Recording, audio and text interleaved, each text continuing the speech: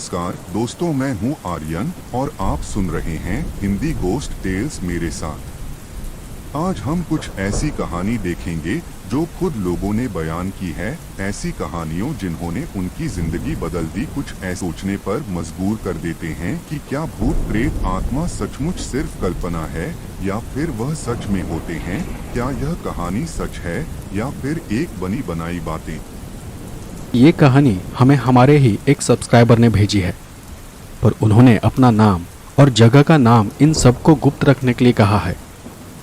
मैंने उनकी बताई हुई घटना को एक कहानी में रूपांतरित किया है। तो चलिए अब बिना वक्त ज़ाया किए कहानी शुरू करते हैं। मेरा नाम गुलशन है और आज की ये कहानी मेरी ज़िंदगी में घटी एक बहुत ही खौफनाक घटना पर आधारित है। वो दिन मेरी जिंदगी का सबसे भयानक दिन था। उस दिन मेरे साथ सब कुछ गलत हो रहा था। अगर आप मुझे डर के बारे में पूछे तो उस दिन मुझे पता चला था कि डर आखिर क्या होता है। वो मेरा पूरा दिन खराब गया था। वो जून का महीना था। तारीख मुझे ठीक से याद नहीं, पर उस दिन मेरा काम में बिल्कुल भी मन नहीं लग रहा था। उस दिन भर में मैं बॉस की 2 बार डांट खा चुका था। उस दिन का वातावरण भी बहुत ही अजीब था। शाम के 4 बज रहे थे, लेकिन आसमान पर बादल इस कदर छाए हुए थे मानो अंधेरा हो गया हो। ऑफिस में बैठा हर कोई घर जल्दी जाने के बारे में सोच रहा था। शायद साल की पहली बारिश होने के आसार थे। बिजलियां कड़कड़ा रही थी और मौसम नर्म पड़ चुका था। ऑफिस में बैठे हर किसी की नज़र बार बार खिड़की के बाहर जा रही थी। 5:30 बजने को थे और वक्त के साथ साथ वातावरण और भी गहराता गया। एक एक कर मेरे सारे कलीग बॉस की परमिशन लेकर अपने अपने घर चले गए। उस वक्त मेरे साथ यही कोई 3-4 लोग बाकी थे। जो भी वहां रुके थे वो सभी ऑफिस के करीब रहने वाले थे। उन सब में मैं अकेला था जो ऑफिस से दूर रहता था। लेकिन बॉस का मूड अच्छा नहीं था, इसलिए घर जाने के बारे में बॉस को पूछने की मेरी हिम्मत नहीं हुई। मैं घड़ी की तरफ देख रहा था कि तभी बॉस फोन पर बात करते हुए अपने केबिन से बाहर आ गया और बाहर आकर वो सीधा मेरे पास आकर खड़े हो गए। हाँ भेजता हूँ, अभी के अभी भेजता हूँ। उन्होंने फ़ोन साइड में करते हुए मेरे पास आकर मुझे कहा, गुलशन, मेरा एक ज़रूरी काम है, करोगे? मैंने काम पूछे बिना ही उन्हें हाँ कर दी। ना करने का सवाल ही नहीं था, क्योंकि वो पहले से ही मुझ पर गुस्सा थे। उन्होंने फिर फ़ोन पर हाँ ना करते हुए मुझे कहा, तुम्हें अस्पताल जाकर जल्द से जल्द मेरे एक दोस्त को कुछ पैसे पहुंचाने हैं। तुम अपनी बाइक लेकर जाओगे तो जल्दी पहुंच जाओगे। मुझे कार से जाने में वक्त लगेगा। ऊपर से तुम तो जानते हो ये शहर का ट्रैफिक पीक पर होगा और इस वक्त तो और भी ज़्यादा होगा। मैंने फिर से उन्हें हाँ हाँ करते हुए अपनी गर्दन हिलाकर हाँ में जवाब दिया। कुल मिलाकर मैं उस वक्त उनका कोई भी काम करने के लिए तैयार था। कुछ देर बाद उन्होंने एक पैसों का बंडल एक थैली में भरकर मेरे पास दे दी और उसी के साथ जिन्हें वो पैसे पहुंचाने थे उनका नाम, नंबर और वार्ड नंबर मुझे दे दिया। वो सब लेकर मैं ऑफिस से बाहर निकल गया और सीधा पार्किंग की तरफ भागा। आसमान बादलों से पूरी तरह से घिरा हुआ था। हल्की हल्की बूंदें टपक रही थी। उस वक्त आसमान किसी हद से ज्यादा फूले हुए गुब्बारे जैसा लग रहा था, कभी भी फूट सकता था। मैंने अपना बैग पीठ पर चढ़ाकर बाइक को किक मारना शुरू किया, पर बाइक स्टार्ट ही नहीं हो रही थी।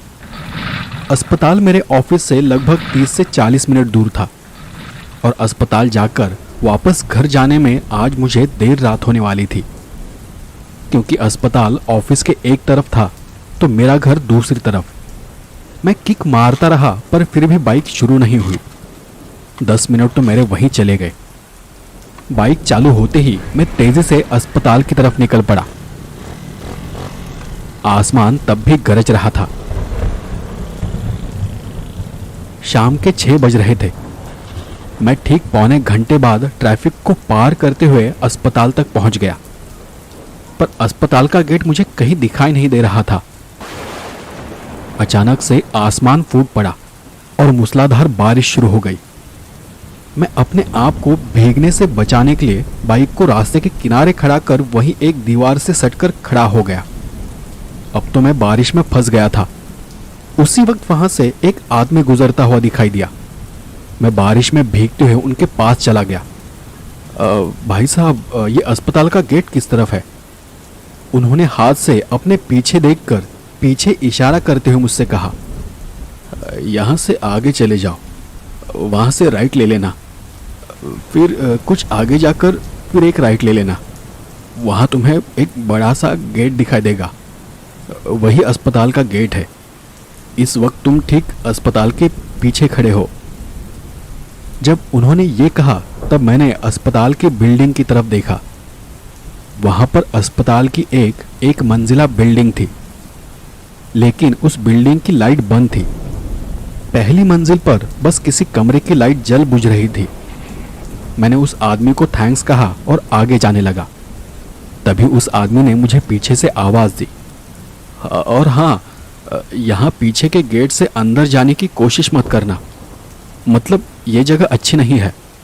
अंदर आने जाने के लिए वो गेट बंद है, खुला दिखे तो भी वहाँ से मत जाना।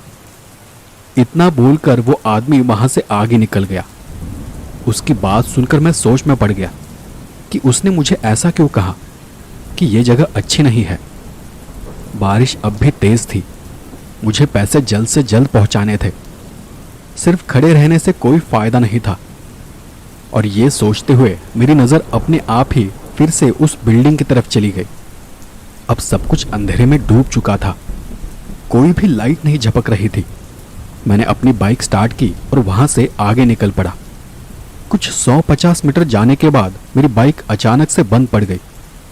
अब इसे क्या हो गया?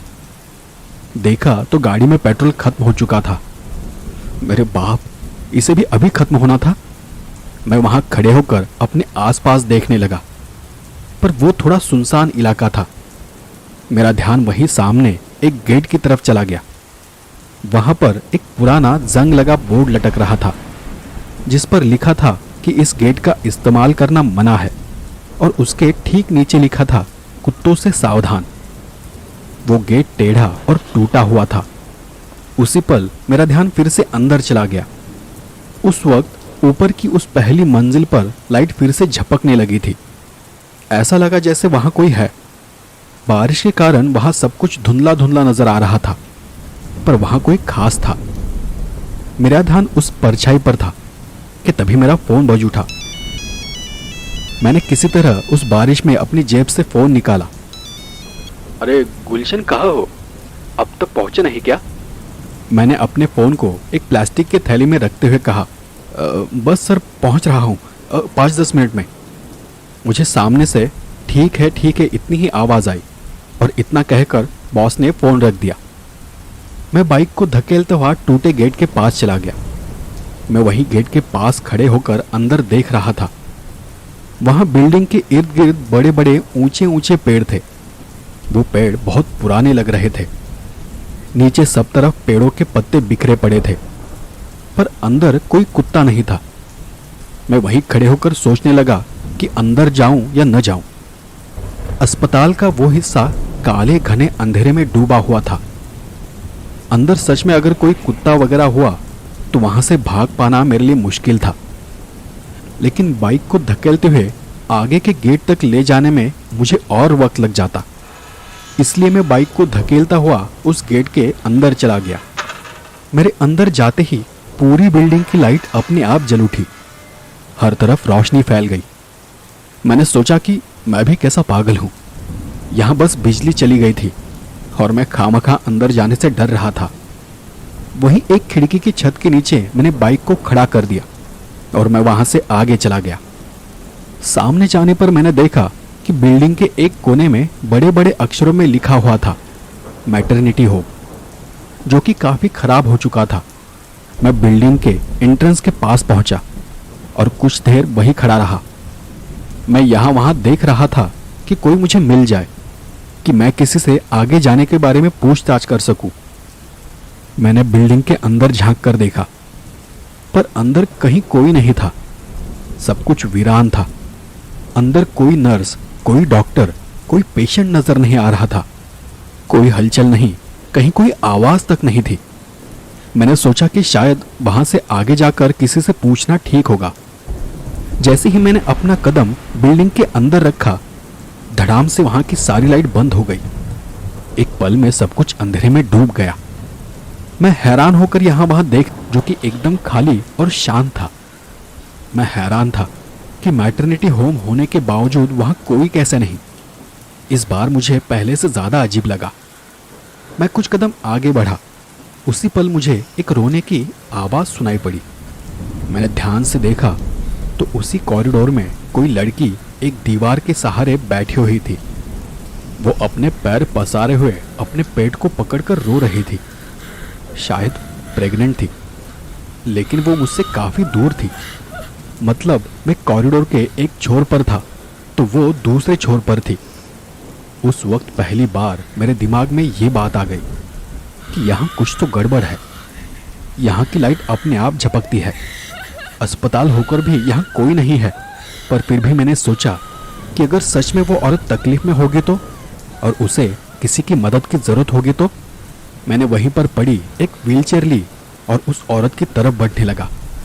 जब मैं उसके पास पहुंचा तब भी वो औरत अपने पेट को पकड़कर रोए जा रही थी। मैंने व्हीलचेयर को उसके पास खड़ा किया और उसे उठाने के लिए अपना हाथ बढ़ाया, पर उसी पल सभी लाइट्स बंद हो गई। अगले पल वहां सिर्फ लाइट ही नहीं थी, बल्कि उसी के साथ उस औरत की रोने की आवाज आनी भी बंद हो गई। मैंने महसूस किया कि मेरे हाथ में कुछ भी नहीं था। अब मेरा दिल जोर जोर से धड़कने लगा। कुछ 2-4 सेकंड्स में ये सब कुछ हो गया और फिर से लाइट झपकने लगी। तब मैंने देखा कि वहां मेरे सामने कोई नहीं था, कोई औरत नहीं थी। मेरे माथे पर पसीना उभरने लगा, शरीर कपकपाने लगा। मुझे महसूस हुआ कि वो सब कुछ किसी भ्रम जैसा है। शायद वहां तक लाने के लिए कोई साजिश। पता नहीं था कि बारिश में भीगने के कारण था या फिर डर के कारण, पर मेरा पूरा शरीर कांप रहा था। मैंने खतरे को भांपते हुए अंधेरे में ही सीढ़ियों की तरफ भागना शुरू किया। कुछ कमरों को पार करने के बाद मैं किसी पुतले की तरह अपनी जगह पर ही खड़ा हो गया, क्योंकि बिजली की रोशनी में मैंने सीढ़ियों के पास किसी को खड़ा देख लिया था। शायद वहां वही औरत खड़ी थी। उसे देख मेरा गला सूख गया था। मैं उसे दूर अंधेरे में देखने की कोशिश कर रहा था और फिर से लाइट चालू हो गई। वो औरत मुझसे कुछ दूर खड़ी थी। उसका चेहरा उसके खुले बालों से ढका हुआ था। हाथ एकदम सीधे लटक रहे थे। गर्दन आगे की तरफ नीचे झुकी हुई थी और शरीर पर घुटनों तक आता एक सफेद रंग का गाउन था। हाथ पैर काले पड़ चुके थे। उसका वो रूप देखकर मैं काफी डर गया। मैं किसी तरह उसके आगे जाने के लिए हिम्मत जुटाने लगा और तभी वो औरत हचक हचक कर रोने लगी। उसकी आवाज सुन मेरी आगे बढ़ने की हिम्मत टूट गई। मैंने घबराती हुई आवाज में उसे कहा, कौन हो तुम और यहाँ ये सब क्या हो रहा है? देखो, तुम मुझे डरा रही हो। वो औरत फिर भी रोए जा रही थी। उसी वक्त कहीं से एक बहुत ही अजीब सड़न की बदबू आने लगी, जैसे कहीं कोई लाश सड़ रही हो। अब तक मैं इतना तो समझ गया था कि मेरी जान को यहाँ खतरा है। मैंने देखा कि उस औरत के पेट से नीचे फर्श पर खून टपक रहा था।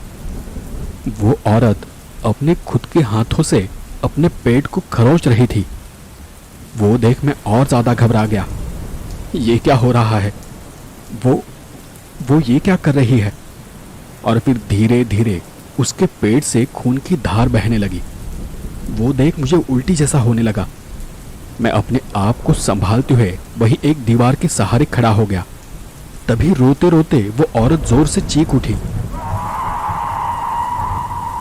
उस चीख के साथ साथ उसके पेट से खून से सना हुआ एक मांस का गोला धप करके फर्श पर गिर पड़ा। वो बदबूदार काला खून से सना मांस का गोला देख मेरे रोंगटे खड़े हो गए। मेरे हाथ पांव इस कदर थरथराने लगे कि वहां से उठ पाना तक मेरे लिए मुश्किल हो गया था। सड़न की बदबू और भी तेज आने लगी। मुझे वहां सांस लेने में भी तकलीफ हो रही थी। मैं किसी तरह पास के कमरे में चला गया और अंदर से दरवाजा बंद कर लिया। मेरी सांस फूल गई थी।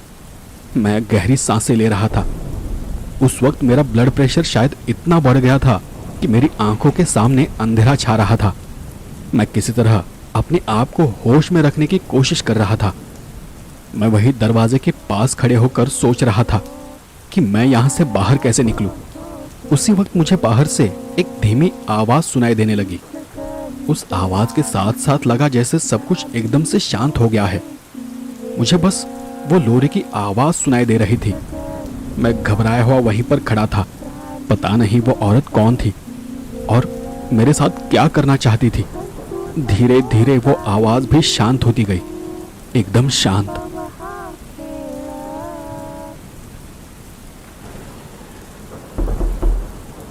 इस अचानक आई आवाज से मेरे अंदर बिजली दौड़ गई। मेरे हाथ पांव की ताकत खत्म हो चुकी थी।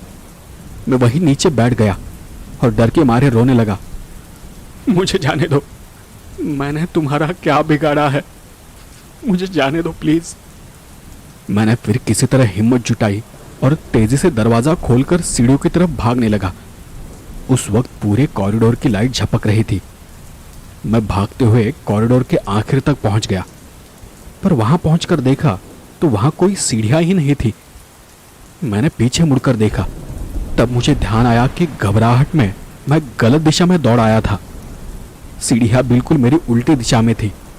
मैं फिर से उस दूसरी तरफ दौड़ने लगा। दौड़ते दौड़ते मैं उस झपकती लाइट में बीच में खड़ी व्हीलचेयर से टकराकर नीचे गिर पड़ा। मेरे पैर में चोट आ गई थी, फिर भी मैं लंगड़ाता हुआ लड़खड़ाता हुआ सीढ़ियों की तरफ बढ़ रहा था। लेकिन उस झपकती हुई लाइट में मैंने देखा कि वो औरत फिर से वहीं पर खड़ी है, सीढ़ियों के पास। उसे देख मैं सीढ़ियों की तरफ जाने के बजाय भागते भागते एक कमरे के अंदर घुस गया और अंदर जाकर फिर से दरवाजा बंद कर लिया। उस वक्त मैं बहुत ज्यादा डरा हुआ था। पता नहीं था कि वहां मेरे साथ क्या होने वाला था। मैंने अपने पैर में लगी चोट को देखा। उस चोट से खून रिस रहा था। मैं अपने एक हाथ से उस चोट को दबाकर वहीं पर बैठा रहा। मैंने गौर से देखा तो ये वही कमरा था जिसे मैंने नीचे से देखा था। उसकी दीवार अंदर से पूरी तरह से काली पड़ चुकी थी। फर्श पर बहुत सारे खून के काले धब्बे थे। शायद वक्त के साथ साथ वो इतने गहरे और काले पड़ चुके थे। पूरे कमरे में सड़न की घनी बदबू फैली हुई थी। मैं वहां उन सब चीजों को देख रहा था कि उसी पल कमरे का दरवाजा अपने आप खुलने लगा। मैं अपनी सांस रोककर वहीं पर बैठे देख रहा था, लेकिन दरवाजा खुलकर फिर से अपने आप बंद हो गया। जैसे कोई उस कमरे के अंदर तो आ गया था, लेकिन शायद मैं उसे देख नहीं पाया। और तभी उस कमरे की लाइट फिर से झपकनी शुरू हो गई। मैंने देखा कि मुझसे कुछ दूर उस कमरे के एक कोने में वही औरत बैठी हुई थी। अपने चेहरे पर ढके बालों के बीच से मुझे घूर रही थी। उसका वो भयानक चेहरा देखकर मैं उस पर चीख पड़ा, कौन हो तुम, क्या चाहिए तुम्हें? और मुझे फिर वही लोरी की आवाज सुनाई देने लगी। वो औरत अपने पेट से निकले मांस के गोले को सहला रही थी। मुझे महसूस हुआ कि वहां फर्श पर कुछ चिपचिपा सा द्रव फैल रहा है। मैंने अपनी जगह से उठने की कोशिश की और फिसलकर वहीं नीचे गिर पड़ा। तभी वो औरत घुटनों के बल चलते हुए मेरी तरफ बढ़ने लगी। मैं वहां से उठने की, वहां से भागने की नाकाम कोशिश कर रहा था। उस औरत ने मेरे पास आकर बड़े आराम से मेरा सिर अपनी गोद में ले लिया। उसका पूरा शरीर खून से सना हुआ था। उसके हाथ के स्पर्श से एक अजीब सी सनसनाहट मेरे पूरे शरीर में दौड़ गई। मैंने उसकी गोद से उठने की कोशिश की तो उसने मेरे बालों को पकड़कर मेरे सर को बहुत जोर से फर्श पर पटक दिया। एक तेज दर्द के साथ मेरी आंखें बंद होती चली गई। कुछ देर बाद मुझे फिर से होश आ गया। मैंने देखा कि मैं अब भी उसकी गोद में था। उसके सर के बाल मेरे चेहरे पर थे। उसकी आंखें ठीक मेरे आंखों के सामने थी और वो अजीब तरह से मुस्कुराते हुए लोरी गा रही थी। उसके मुंह से चिपचिपा पानी मेरे चेहरे पर टपक रहा था। वो इतनी खौफनाक थी कि उसके रूप में मुझे अपने सामने अपनी मौत दिखाई दे रही थी। बाहर कहीं से उस कुत्ते की रोने की आवाज मेरे कानों पर पड़ रही थी। वो औरत अपने खून से सने चिपचिपे हाथ से मेरे चेहरे को, मेरे सर को सहला रही थी। वो सब अब मेरी ताकत से बाहर था। मैं अधमरी हालत में था और फिर से मेरी आंखें बंद होती गई। मुझे फिर जब होश आया तब मैंने देखा कि मैं उस औरत की गोद में नहीं था। मैंने देखा कि वो औरत उसी कमरे के एक कोने में शांत खड़ी थी। वहां शांत खड़े होकर वो मुझे देख रही थी। उस कमरे के अंदर कहीं से हल्की रोशनी आ रही थी। मैंने ठीक से देखा तो मैं खिड़की के नीचे पड़ा था और वो रोशनी खिड़की के बाहर से आ रही थी। मैंने अपने सर को बिना हिलाए बस आंखों की पुतलियों को हिलाकर सब कुछ देखा था। पता नहीं उस वक्त मेरे साथ क्या हो रहा था, पर मैंने सोचा कि अगर मरना ही है तो एक आखिरी कोशिश करने में क्या हर्ज है। और मैं अपनी पूरी ताकत लगाकर अपनी जगह पर उठ खड़ा हो गया और अगले ही पल मैं उस कमरे के खिड़की से नीचे कूद पड़ा। मैं पहली मंजिल से सीधे नीचे जमीन पर गिरा था। नीचे गिरते ही मेरे शरीर पर बहुत जोर की मार लगी थी और तभी मेरे आंखों के सामने फिर से अंधेरा छाने लगा। तब भी मैंने देखा था कि वो औरत खिड़की में खड़ी थी और मुझे देख रही थी और कोई दौड़ा दौड़ा मेरे पास आ रहा था। अगली बार जब मुझे होश आया तब मैं अस्पताल के वार्ड में था। मेरे आसपास मेरे ऑफिस के दोस्त, मेरे घर वाले और कुछ रिश्तेदार खड़े थे। सबको यही जानना था कि उस रात मेरे साथ क्या हुआ था, पर मैं किसी को कुछ भी बताने की हालत में नहीं था। बहुत लोग मुझे आकर देखकर चले गए। मेरे घर वालों ने बताया कि मुझे अस्पताल के एक सफाई कर्मचारी ने बचाया है और उसी ने मुझे इस हालत में यहाँ भर्ती कराया है। ठीक से होश में आने के बाद एक आदमी मुझसे मिलने चला आया। वो मेरे जागने का इंतज़ार कर रहा था। मेरे जागते ही वो मेरे पास आकर बैठ गया और उसने बड़ी शांति से मुझसे कहा, तुम्हारे साथ वहाँ क्या हुआ होगा उसका अंदाज़ा है मुझे। मेरे चेहरे पर ये जो जख्म के निशान हैं वो भी वहीं से आए हैं, पर तुम किसी को बताने जाओगे तो कोई तुम्हारा यकीन नहीं करेगा। जानता हो कि तुम भी ये जानना चाहते होगे कि आखिर वहाँ सब तुम्हारे साथ क्या हुआ था। वो औरत कौन थी? जब मेरे साथ ये सब हुआ था तब मेरे दिमाग में भी यही सारे सवाल थे। कई साल पहले ये अस्पताल एक छोटा सा अस्पताल हुआ करता था। तुम जहाँ गए थे वो अस्पताल की पुरानी बिल्डिंग है। तब एक रोज़ वहाँ एक औरत को उसकी डिलीवरी के लिए भर्ती कराया गया था। उस वक्त बच्चे को जांचने के लिए अभी के जैसी मशीनरी नहीं थी। जो था सब बाद में पता चलता था। तो जब उसकी डिलीवरी हुई तो पता चला कि उसे कोई बच्चा नहीं हुआ है, बल्कि उसके पेट से बस एक मांस का गोला निकला था। ये सुनकर उस औरत को बहुत दुख हुआ, बल्कि इस बात का उसे सदमा लगा, क्योंकि उसके साथ ये पहली बार नहीं बल्कि तीसरी बार हो रहा था। जब भी उसकी डिलीवरी होती तो हर बार उसके पेट से एक मुर्दा गोला जन्म लेता था। इसलिए वो अपने आप से बहुत गुस्सा थी। वो भगवान से बहुत गुस्सा थी और उसी रात उसने गुस्से में आकर अपने पेट पर लगे टांकों को उधेड़ कर रख दिया। उसने अपनी ही कोख फाड़ डाली। उसकी जगह पर ही मौत हो गई। उसकी मौत बेचैनी और नाखुशी के कारण हुई थी।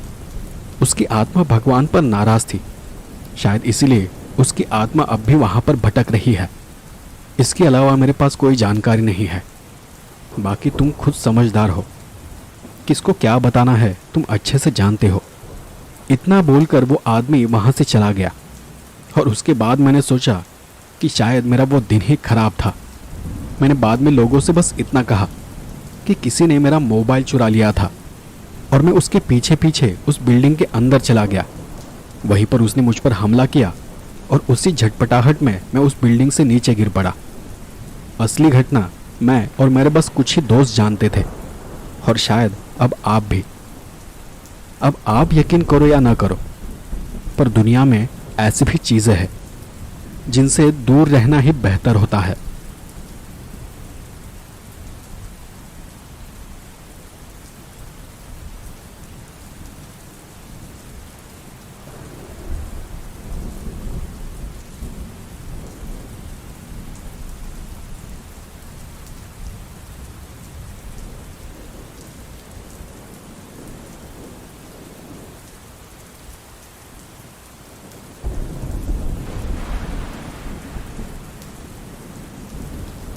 तो दोस्तों, ये थी आज की कहानी।